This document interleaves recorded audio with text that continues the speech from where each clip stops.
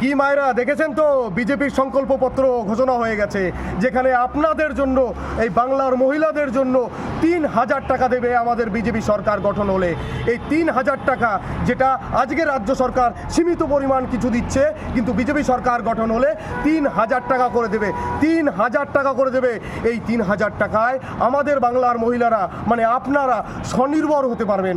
আপনাদের যে ছোটোখাটো বিষয়গুলো আছে, আপনারা নিজে স্বাধীনতার সহিত সেগুলো ব্যবহার করতে পারবেন, সেই জায়গাতে আপনারা খরচা করতে পারবেন। আগামী দিনে এই যে অনুদানটা, সেটা যদি আপনারা, এই সহযোগিতাটা যদি আপনারা পেয়ে থাকেন, তাহলে সেই যে টাকাটা দিয়ে আপনারা টুকটাক সেই ঋণগুলো মুক্ত করতে পারবেন। এই হচ্ছে আমাদের বিজেপি সরকারের সংকল্প।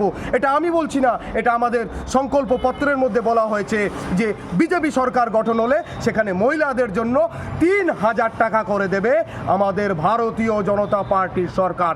এটাই হচ্ছে আমাদের মোদিজির গ্যারান্টি। বলেছে মানে করবেই, কোনো এদিক ওদিক হবে না। বলেছে মানে করবে, এটা নিশ্চিত, এটা গ্যারান্টি।